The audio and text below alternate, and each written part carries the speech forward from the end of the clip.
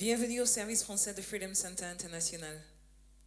Aujourd'hui, le message que je veux partager avec vous, j'ai donné le titre « Qui tu sers ».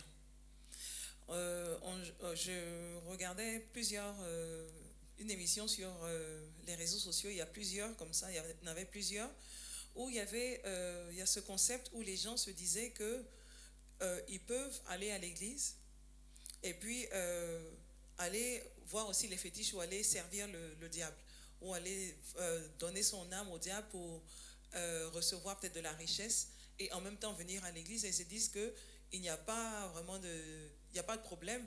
En général, ce que j'ai entendu, c'est qu'il y a plusieurs degrés. Et donc, quand tu es au début, là, ils te font croire que ce n'est pas un problème, que tu peux toujours faire ça et ensuite servir Dieu ou venir à l'église, et que ce n'est pas un péché, ce n'est pas un problème. Mais aujourd'hui, c'est de ça que je veux parler, c'est que tu ne peux pas poursuivre deux lièvres à la fois. C'est soit tu poursuis un ou tu poursuis l'autre. Et l'esprit que tu sers, celui que tu sers, c'est l'esprit qui t'anime. Si c'est l'esprit du mal qui t'anime, ben c'est le mal que tu sers. C'est l'ennemi que tu sers. Si c'est l'esprit de Dieu qui t'anime, si c'est le Saint-Esprit qui t'anime, ben c'est Dieu que tu sers. Et en fonction de tes actes, comme la Bible nous dit que selon les fruits que tu produis, on verra si l'arbre est bon ou pas. Et donc, selon les fruits que tu produiras, on saura si ce sont les fruits du malin ou si ce sont les fruits de Dieu. Et donc, aujourd'hui, c'est le message que je veux partager avec vous, c'est qui tu sers. Et j'ai tiré la lecture de mon message dans le livre de Romains, le chapitre 12, les versets 1 et 2. Romains 12, 1 à 2, je lis. Je vous encourage donc, frères et sœurs, par la compassion de Dieu, à offrir votre corps comme un sacrifice vivant, saint, agréable à Dieu. Ce sera de votre part un culte raisonnable. Ne vous conformez pas au monde actuel, mais soyez transformés par le renouvellement de l'intelligence afin de discerner quelle est la volonté de Dieu, ce qui est bon et agréable et parfait. Et donc, c'est Paul qui écrit aux Romains, dans sa lettre aux Romains, qui leur explique que il faut qu'ils utilisent leur corps comme un sacrifice vivant pour Dieu. Et donc, avant ça, comme il dit avant que Jésus ne vienne sur terre, quand il y avait les prêtres, il fallait aller chez le prêtre, il fallait aller au sanctuaire, à l'église ou au temple pour aller offrir ce sacrifice. Et quand le sacrifice était offert, le prêtre, qu'est-ce que le prêtre faisait? Ou c'était la tente de rencontre ou le temple. Ce qu'il faisait, c'est que quand il venait, si c'était les sacrifices pour expier les péchés, ce qu'il faisait, quand il tue l'animal qui était offert pour sacrifice pour l'expiation des péchés, ils prennent le sang et puis ils vont verser ça sur l'autel, au l'endroit le plus saint. Et ils devaient, je crois, faire ça 3 fois dans l'année, un truc comme ça. Et donc, quand ça se faisait, si le prêtre lui-même qui s'en va, il n'est pas propre, il a fait quelque chose qui a offensé Dieu, mais quand il rentre, il meurt. Et donc, c'est pour ça qu'ils avaient toujours une corde autour de leur rein ou de la hanche. Et puis, quand ils avaient des cloches en bas de leur habit, comme ça, quand ils marchent et ils font le service, on sait qu'ils sont toujours vivants parce que les cloches sonnent. Si rien ne sonne, on sait que tu es heureux, puisque les gens ne peuvent plus aller rentrer pour te tirer, parce que sinon tu vas mourir, tu es dans la présence de Dieu. Et donc, il les tirait avec la corde qui était autour de leur rein. Et donc, quand Jésus il est venu et qu'il s'est donné sur la croix, qu'il s'est sacrifié pour nous, le voile qui divisait la partie la plus sainte où le sang de l'animal venait être versé au pied de l'autel, le voile qui séparait ça et puis le temple a été divisé, a été déchiré. Et donc, pour dire que maintenant, l'Esprit de Dieu ne demeure plus seulement dans le lieu le plus saint, mais maintenant il est en nous tous. Et donc c'est pour ça que dans le livre de 1 Corinthiens, le chapitre 6, le verset 19, il dit: vous ne savez pas que votre corps est le temple du Saint-Esprit qui est en vous et que vous avez reçu de Dieu, et que vous ne vous appartenez point à vous-même.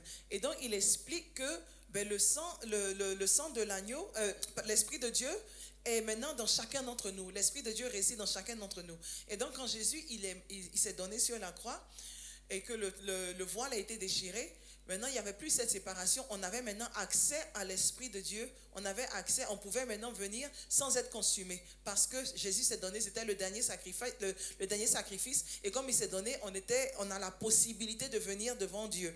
Et donc maintenant, Paul, il dit, en vue de ce qui se passe, en vue de ce que Jésus a fait, en vue du sacrifice qu'il a fait, en vue du fait qu'il a permis maintenant que l'Esprit de Dieu réside dans chacun d'entre nous parce qu'il a expié les péchés. Quand il est mort, il est venu pour expier les péchés. Et donc maintenant, l'Esprit de Dieu réside en nous. Et donc il dit, en vue de ça, quand tu acceptes Jésus, l'Esprit de Dieu aussi réside en toi. Et donc il dit, en vue de ça, en vue de ce que Jésus a fait, en vue de tout ça, de ce que Dieu a fait pour nous, il dit maintenant, présente ton corps comme sacrifice vivant. Présente ton corps comme sacrifice vivant. Et donc, quand je cherchais la définition de sacrifice, on dit la définition de sacrifice, c'est de renoncer délibérément à quelque chose valorisé pour l'intérêt d'une autre considération. Et donc, quand on dit tu te sacrifies, c'est-à-dire que tu prends la décision, c'est une décision délibérée, tu prends la décision de te séparer ou de faire quelque chose pour un intérêt, pour un autre intérêt. C'est pas comme si ça te bénéficie toi, mais c'est pour l'intérêt, un intérêt beaucoup plus haut que tu décides de te sacrifier. C'est une décision que tu fais. Et donc il dit c'est une décision délibérée et tu décides de mettre plus de valeur ou de donner autant d'importance à quelque chose plus parce que tu trouves que ça a beaucoup plus d'intérêt. Et donc il dit quand tu sacrifies, quand tu laisses ton corps devenir un sacrifice vivant, ben, tu te sépares et que tu fais maintenant que de ton corps soit ton corps glorifie Dieu et que la manière ton style de vie glorifie Dieu, que l'esprit qui t'anime soit l'esprit de Dieu et que ça se voit dans ta manière de faire, que ça se voit dans tes actions, que ça se voit dans ta manière de parler, dans ta manière de vivre. On doit pouvoir sentir que vraiment c'est l'esprit de Dieu qui t'anime, parce que comme je dis, selon tes fruits on saura quel est l'esprit qui t'anime. Et quand tu regardes, en fait, l'esprit en lui-même, c'est où je dirais l'intelligence, parce que faut pas que j'arrive là-bas d'abord, avant d'aller là-bas. Il dit, tu donnes ton corps comme sacrifice vivant.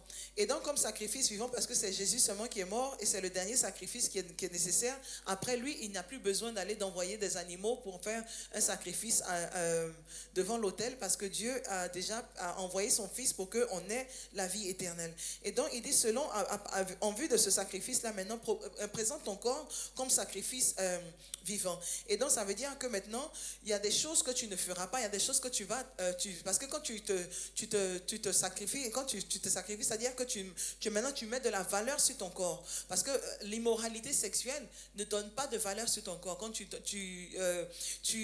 permets d'avoir des relations sexuelles avec qui que ce soit, avec des animaux, avec des hommes, parce que dans la Bible indique que les relations sexuelles c'est entre mari et femme, et donc si tu ne le fais pas, si c'est pas entre mari et femme, cela est une immoralité sexuelle. Et donc il dit, comme si tu mets de la valeur, donne de la valeur à ton corps et présente ce corps dont tu as mis à valeur, présente-le à Dieu comme sacrifice vivant. Et donc permet à l'esprit de Dieu de t'animer et de te diriger dans ta vie. Cela veut dire que tu t'abstiens de l'immoralité sexuelle, tu t'abstiens de rancune, parce que la rancune aussi, en général, on pense que c'est juste le sexe qui fait que on pêche, mais ce n'est pas tout ça. La rancune, quand tu gardes la rancune, parce que Dieu il a dit tu pardonnes, si tu veux être pardonné, il faut pardonner. Quand ses disciples sont venus et ils ont demandé de leur montrer comment prier, il a dit pardonne-nous nos péchés comme nous pardonnons aussi à ceux qui nous ont offensés. Et donc si tu ne pardonnes pas,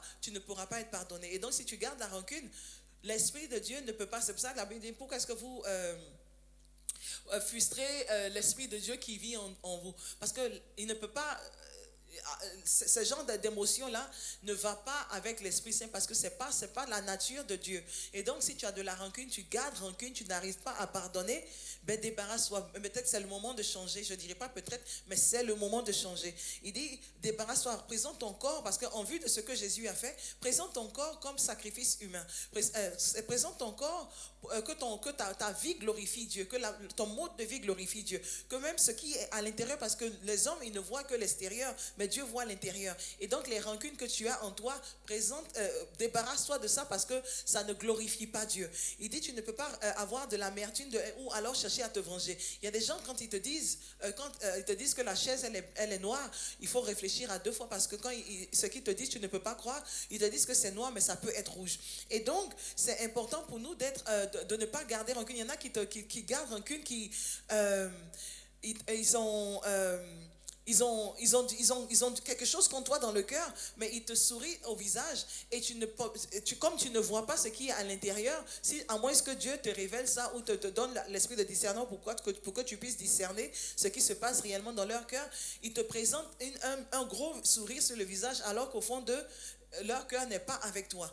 Et si tu es ce genre de personne-là, je te demande de changer aujourd'hui parce que Dieu te demande de présenter ton corps comme sacrifice vivant.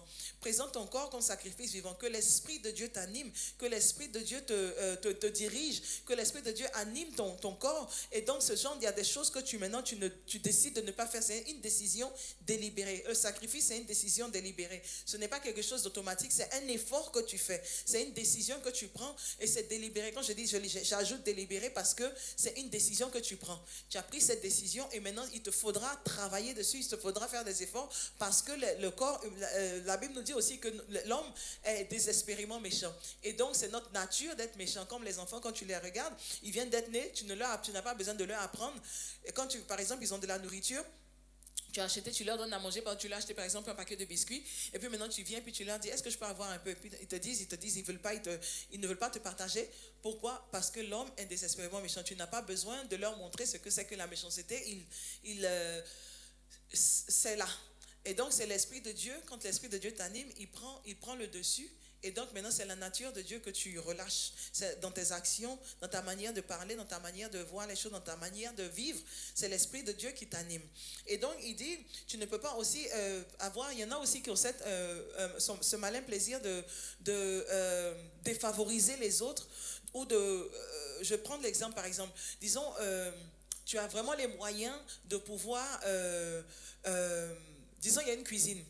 Il y a quelqu'un qui a décidé de faire quelque chose, une action pour les orphelins ou pour les gens qui n'ont pas vraiment de quoi se nourrir, de quoi manger. Ils n'ont pas ce dont ils ont besoin pour pouvoir manger à leur faim. Et donc, il y a quelqu'un qui a décidé que, bon, ben voilà, ce qu'on va faire maintenant, on va permettre on va favoriser ça. Et donc, on va permettre qu'on puisse avoir de quoi manger. Donc, je vais financer des gens qui vont venir tous les jours à telle heure et pour envoyer de la nourriture pour les gens qui n'ont pas suffisamment de quoi manger. Et toi qui as vraiment les moyens de t'acheter de la nourriture, tu viens aussi faire le rang avec ceux qui n'ont pas les moyens. Et quand tu viens même, tu ne mets même pas laisser un peu et le reste pour ceux qui n'en ont pas. Et à la fin, ceux qui faisaient le rang, qui n'ont vraiment rien de quoi manger, n'arrivent pas à avoir ou à manger à leur faim parce que tu t'es rajouté au rang. Alors que tu sais très bien que tu as les moyens de le faire. Et donc, il dit ceux qui défavorisaient les uns et les autres en les utilisant pour notre propre bénéfice. Et donc ou il y en a qui utilisent les autres aussi. Tu sais que ce que tu fais va vraiment défavoriser ton prochain ou ne va pas lui faire du bien, mais tu l'obliges à le faire ou tu le manipules pour qu'il le fasse parce que ça te bénéficie toi. Il dit ce genre de personne, si tu as l'Esprit de Dieu en toi, tu ne peux pas utiliser, tu ne peux pas vivre comme ça. Et donc il dit sépare-toi ou débarrasse-toi de ce genre de choses-là. Parce que offre ton corps comme sacrifice vivant. Offre ton corps comme sacrifice vivant. C'est tellement important pour nous de faire attention à nos actions parce que souvent, comme j'avais commencé, ils te disent que c'est ok d'aller voir le féticheur par exemple et de ne pas... c'est ok d'aller voir le féticheur, tu n'as pas besoin de te fatiguer parce que même si tu vas, je veux dire, tu peux aller voir le féticheur et puis aller à l'église, que ce n'est pas compliqué, tu ne peux pas suivre deux livres à la fois. Et quand on regarde aussi, les gens qui font le fétiche, les gens qui vont voir les féticheurs et tout ça, pour avoir A, B, C, si c'est un enfant ou si c'est de la richesse ou ce que tu allais rechercher là-bas. Quand on leur donne toujours des totems. Comme l'ennemi, quand il donne, il prend beaucoup plus. Il ne donne jamais gratuit. C'est Dieu qui donne gratuit. L'ennemi ne donne jamais rien gratuit. Mais quand il te donne avec un totem.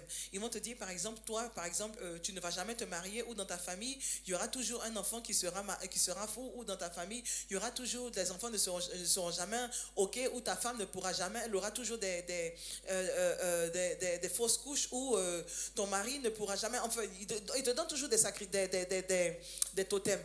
Et maintenant, ils te disent aussi que quand tu vas, il faut revenir à chaque fois où tu dois revenir renouveler ce truc-là, parce que sinon, tu vas mourir. Ils te donnent toujours une condition. Ils te donnent toujours, il y a la date du rituel que tu dois observer. Et quand tu regardes ces gens qui vont là-bas, on leur dit, voici ton totem, voici ce qu'il ne faut pas faire, et voici ce qu'on espère de toi. Voici ce que tu dois faire, et voici ce que tu ne dois pas faire. Et quand tu regardes ce genre de personnes, ils suivent à la lettre les conditions qui leur ont été données. Parce qu'à chaque fois qu'on leur donne des trucs, il y a toujours des conditions qui sont attachées. Et donc, ils suivent à la lettre les conditions qui leur ont été données. Ils suivent à la lettre et ils s'assurent de ne pas dévier à gauche et à droite parce qu'ils ont peur de mourir. Ils ont peur de ce que l'ennemi va leur faire. Mais pourtant, Dieu qui est aussi bon et qui te donne gratuitement, sans rechercher à prendre quelque chose de plus dans ta vie, il te dit... Tout ce qu'il te demande, c'est garde ton corps pur, garde ton corps, présente ton corps comme sacrifice vivant. Si ces gens de personnes-là ont la possibilité de diriger leur vie de sorte qu'ils ils vont selon les principes de leur fétiche, à plus forte raison, nous les chrétiens, si eux, ils ont la possibilité, ils sont sûrs, ils sont vraiment comme ça et ils suivent les directives qu'on leur donne, pourquoi est-ce que nous les chrétiens ne pouvons pas suivre aussi les directives que nous donnent? Eux, ils suivent parce que l'ennemi, quand il dirige avec la peur et les menaces et tout, mais Dieu, il dirige avec l'amour et c'est par amour. Et parce qu'on se dit que Dieu ne va pas nous faire mourir sur le champ, donc on n'a pas peur, on n'a pas peur et donc on vit une vie comme on le veut parce que Dieu, il est bon, il est bon et il pardonne, c'est un Dieu d'amour. Et donc, il dit aujourd'hui, le fait que c'est un Dieu d'amour ne veut pas dire que tu vas vivre comme ça. Il dit, en vue de ce que Dieu a fait pour nous, il dit, présente ton corps comme sacrifice vivant. Présente ton corps comme sacrifice vivant. Si on a des choses que maintenant tu ne feras plus, tu vas te débarrasser de ça. S'il y a des choses qui sont dans ta vie qui ne donnent pas gloire à Dieu, par exemple l'immoralité sexuelle, la rancune, tu n'arrives pas à pardonner toutes ces mauvaises choses qui sont dans ta vie, mais il se débarrasse soit de ça parce que tu veux présenter ton corps comme sacrifice vivant. Et il continue par dire, il dit, ne vous conformez pas au monde actuel, mais soyez transformés par le renouvellement de l'intelligence afin de discerner quelle est la volonté de Dieu, ce qui est bon, agréable et parfait. Et donc, comme je voulais le dire, j'avais commencé, que l'intelligence en elle-même, elle est neutre. Et donc, c'est pour ça que quand tu vois, par exemple, quelqu'un qui grandit, quand quelqu'un grandit, tu le vois... il habitait dans une maison où c'était vraiment des abus, le papa frappait la maman, ou je sais pas, vice versa, où c'était vraiment une famille où il y avait l'abus était l'ordre du jour. Quand ils grandissent, en général, ils finissent toujours par devenir des abuseurs. Et pourquoi? Parce que c'est ce qu'ils ont enregistré. Et donc, le mental, comme je l'ai dit, c'est quelque chose de neutre. Mais il dit, renouvelle ton intelligence. Il dit, renouvelle ton intelligence. Et donc, comment tu renouvelles ton intelligence? Philippiens 4, verset 8, il nous dit, au reste, frère, que tout ce qui est vrai, tout ce qui est honorable, tout ce qui est juste, tout ce qui est pur, tout ce qui est aimable, tout ce qui mérite l'approbation et qui est vertueux et digne de louange soit l'objet de vos pensées. Et donc il dit que ce soit l'objet de vos pensées, que ce soit qui rumine dans votre tête, que ce soit sur ça que vous méditez, ce qui est bon, ce qui est honorable, ce qui est pur, ce qui mérite l'approbation. Des choses comme ça, quand tu le fais, plus tu le fais, et plus, parce qu'on sait que ce que tu arroses grandit. Quand tu arroses, la plante grandit. Si tu arroses ton mental avec tout ce qui est pur, ce qui est honorable, ce qui est admirable, ce qui mérite l'approbation, ce qui est l'objet est vertueux et digne de louange, quand tu le fais, ben, ça renouvelle ton intelligence. Ça renouvelle ton intelligence parce que plus tu mérites, plus tu cogites dessus. Il dit que ce soit l'objet de vos pensées. Plus tu cogites dessus, plus tu rumines sur ce genre de pensées-là. Et à la fin, tu verras que maintenant, ton entendement ou ton intelligence sera transformée. Et donc, il dit, présente ton corps comme sacrifice vivant. Mais si tu as une personne qui a du mal à pardonner, peut-être que maintenant, la personne qui t'a fait du tort, peut-être que cherche aussi quelque chose parce que la personne a dû te faire du bien quelque part. Ou alors même, juste pour le Seigneur Jésus, tu peux décider de pardonner. Et donc, c'est important pour nous. Il dit, rumine sur ce genre de choses-là. Rumine sur les bonnes choses. Rumine sur ce qui est bien, ce qui est bon, ce qui est juste, ce qui est pur. Et plus tu le fais, plus tu verras que ton intelligence sera renouvelée. Il dit, c'est pourquoi c'est important, parce qu'en le faisant, tu verras que maintenant tu pourras présenter ton corps comme sacrifice humain. Un sacrifice vivant, pardon. Et beaucoup de gens aussi qui demandent, qui veulent savoir, mais quelle est la volonté de Dieu pour ma vie? Quelle est la volonté de Dieu pour ma vie? Et Paul, il a dit, si vous le faites, si vous renouvelez votre intelligence, il dit, afin de pouvoir discerner la volonté de Dieu, qui est bon et agréable et parfait. Donc, si tu le fais, si tu continues de le faire, tu vas pouvoir discerner quelle est la volonté de Dieu pour ta vie. Parce qu'il y a beaucoup de gens qui disent, mais il faut me dire quelle est la volonté de Dieu pour ma vie. Je ne peux pas te dire parce que ce n'est pas comme si Dieu m'a révélé ça. Mais si tu veux le savoir, Paul, il dit, renouvelle ton intelligence. Et comment tu renouvelles ton intelligence? Il dit, continue que tes pensées soient remplies de bonnes choses, des choses qui sont dignes de louange, qui sont dignes d'approbation, des choses qui sont pures, qui sont bien. Remplis toutes tes pensées de ça, et à la fin tu vas voir que ton entendement sera, ou ton intelligence sera renouvelée, et dans ce processus là tu vas pouvoir discerner quelle est la volonté de Dieu pour ta vie. Et donc aujourd'hui je vais vous dire que permettez que ce soit l'Esprit de Dieu qui vous anime, et permettez que ce soit l'Esprit de Dieu qui dirige votre vie, parce que si c'est l'Esprit de Dieu qui t'anime et qui dirige ta vie, ben tu sers Dieu. Mais si c'est l'esprit du mal qui t'anime et qui dirige ta vie, tu sers l'ennemi. Mais tu ne peux pas servir les deux. C'est soit tu sers un ou tu sers l'autre. Mais tu ne peux pas servir les deux. Et donc c'est le message que j'avais à partager avec vous aujourd'hui. C'est qui tu sers. Faire attention à tes actes. Fais attention à la manière dont tu vis. Fais attention aux actions que tu poses. Fais attention même aux pensées que tu as. Les pensées que tu as. Ce sur quoi tu rumines. Parce qu'il dit renouvelle ton intelligence. Si tu n'es pas encore arrivé au point où tu es arrivé, où tu peux, maintenant où tu vois que tu sépares, ou tu t'es séparé, ou tu as sacrifié ton corps parce que tu as reconnu que ton corps est le temple du Saint-Esprit, et donc tu sacrifies ton corps comme sacrifice vivant. Si tu n'es pas encore arrivé à ce niveau où tu arrives où tu prends la décision, mais tu n'as pas encore arrivé au niveau où tu arrives à te séparer, ou à ne pas laisser l'immoralité être le jour de ta vie, ou avoir ce désir de vengeance, ou ce désir de défavoriser les autres, ou d'utiliser les autres pour ton propre bien et détruire leur vie. Si tu n'es pas encore arrivé à ce niveau, ben aujourd'hui je veux te demander de changer de vie, parce que si tu n'es pas encore arrivé à ce niveau là, c'est que c'est l'esprit du mal, parce que c'est selon tes fruits qu'on sait l'esprit qui t'anime. Si l'esprit qui t'anime est bon, tes fruits seront bons. Mais si l'esprit qui t'anime est mauvais, les fruits que tu vas ressortir seront mauvais. Et donc, selon l'endroit où tu te trouves, mais ajuste ta vie, parce que Paul, il dit, présente ton corps comme sacrifice vivant.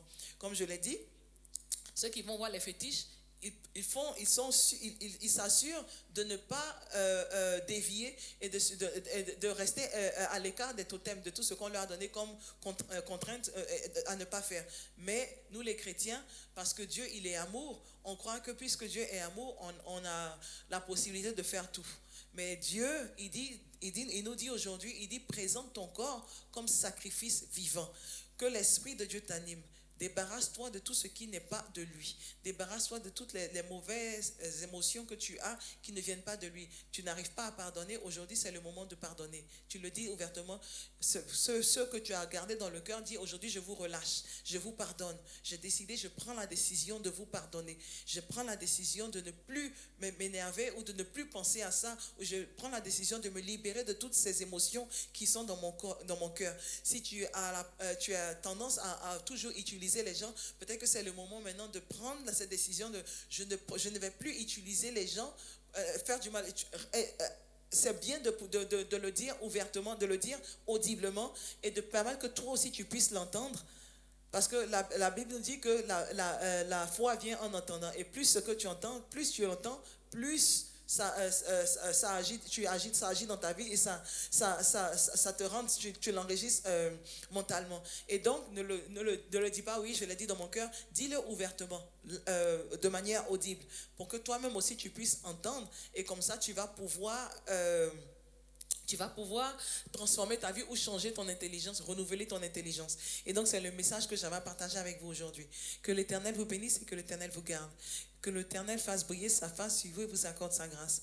Et que l'amour de Dieu et la communion du Saint-Esprit soient avec vous tous. Vous et vos enfants pour des milliers de générations habiteront dans la maison de l'Éternel pour toujours et toujours. Amen.